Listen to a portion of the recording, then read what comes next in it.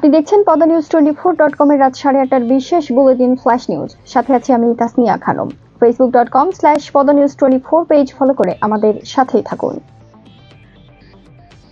দেশে যে কোনো মুহূর্তে জরুরি অবস্থা জারির বিষয়টি গুজব বলে জানিয়েছেন স্বরাষ্ট্র মন্ত্রণালয়ের সিনিয়র সচিব নাসিমুল গনি।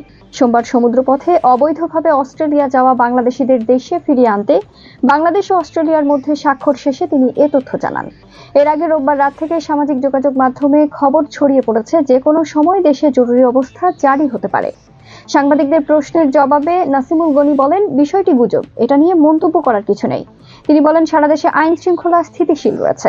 ঢাকার সর্বত্র পুলিশের চলমান তৎপরতা তদারকি করা হচ্ছে। ঈদের সময়ও নিরাপত্তায় বিঘ্ন ঘটবে না। বাংলাদেশের রাজনীতিতে ফেরার কোনো আগ্রহ নেই বলে জানিয়েছেন দেশের প্রথম প্রধানমন্ত্রী তাজউদ্দিন আহমেদের ছেলে ও সাবেক স্বরাষ্ট্র প্রতিমন্ত্রী তানজিম আহমেদ সোহেল তাজ। সম্প্রতি সামাজিক যোগাযোগ মাধ্যমে চাউর হয়েছে, সাবের হোসেন চৌধুরী ও সোহেল তাজের নেতৃত্বে আওয়ামী লীগ পুনর্গঠন হচ্ছে। এনসিপি নেতা হাসনাত আব্দুল্লাহর একটি ফেসবুক পোস্ট থেকেই খবর ছড়াতে থাকে। তবে এবার রাজনীতিতে ফেরার কথা অস্বীকার করলেন সোহেল তাজ। রোববার দিবাগত রাতে নিজের ভেরিফাইড ফেসবুক পেজে একটি সংবাদ শেয়ার করে লিখেছেন, তাকে একা ছেড়ে দেন। তার বাংলাদেশের এই নোংরা পচা নষ্ট রাজনীতিতে আসার কোনো ইচ্ছে বা আগ্রহ নেই। যদিও এর আগে বিভিন্ন সময় একই কথা বলেছেন সোহেল তাজ। মূলত অনলাইন অ্যাক্টিভিস্ট ও ব্লগার পিনাকি ভট্টাচার্যের অভিযোগের পরিপ্রেক্ষিতে এসব কথা বলেন সোহেল তাজ। জাতীয় নাগরিক পার্টি এনসিপির দক্ষিণাঞ্চলের মুখ্য সংগঠক হাসনাত আব্দুল্লাহ বলেছেন, যে অফিসাররা হাসিনার আদেশ মানেননি তারা আওয়ামী লীগের পুনর্বাসনে কখনোই আপোষ করবেন না বলে তাদের বিশ্বাস।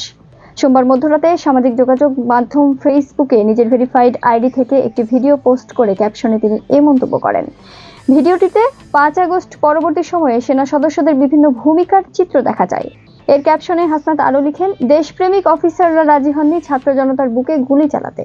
যে অফিসাররা হাসিনার আদেশ মানেননি তারা আওয়ামী লীগের পুনর্বাসনে কখনোই আপোষ করবেন না বলেই তাদের বিশ্বাস। বিএনপির সিনিয়র যুগ্ম মহাসচিব অ্যাডভোকেট রুহুল কবির রিজভী বলেন, জুলাই অভ্যুত্থানে পালিয়ে গিয়ে ভারতে অবস্থানকারী শেখ হাসিনা জোর করে রাইফেল দিয়ে ইতিহাসে পরিবর্তন করতে চেয়েছিল, কিন্তু পারেননি। সোমবার ঢাকা নয়াপল্টনে বিএনপির কেন্দ্রীয় কার্যালয়ে সংবাদ সম্মেলনে তিনি এসব কথা বলেন। রিজভী বলেন, আওয়ামী লীগ লাখো শহীদের রক্তের বিনিময়ে অর্জিত স্বাধীনতাকে ব্যক্তিগত সম্পদ মনে করত। স্বাধীনতার পর থেকে এরা শুরু করেছে লুটপাট, অপকর্ম। স্বাধীন বাংলাদেশকে অপশাসনের কবজায় নিয়ে ত্রাসের কায়েম করেছিল। জিয়ার সময় মানুষ ঘরের দরজা খুলে ঘুমাতো, এখনকার মতো বিদেশি কিছু এজেন্ট চক্রান্ত করত বলে মন্তব্য করেন তিনি। চেক প্রতারণার মামলায় ক্রিকেটার ও মাগুরা 2 আসনের সাবেক সংসদ সদস্য সাকিব আল হাসানের সম্পদ ক্রোকের নির্দেশ দিয়েছেন আদালত। সোমবার ঢাকার অতিরিক্ত চিফ মেট্রোপলিটন ম্যাজিস্ট্রেট জিয়াদুর রহমানের আদালত এই আদেশ দেন। সাকিবকে গ্রেপ্তারের পরোয়ানা সংক্রান্ত তামিল প্রতিবেদন দাখিলের জন্য ধার্য ছিল। আসামি পলাতক থাকায় বাদীপক্ষ তার সম্পদ ক্রোকের করার আবেদন করেন। শুনানি শেষে আদালত তা মঞ্জুর করেন। এর আগে গত 19 জানুয়ারি তাকে গ্রেপ্তার করতে পরোয়ানা জারি করেন একই আদালত। গত বছরের 15 ডিসেম্বর আইএফআইসি ব্যাংকের পক্ষে শাহিবুর রহমান বাদী হয়ে সাকিব সহ 4 জনকে আসামি করে মামলা করেন।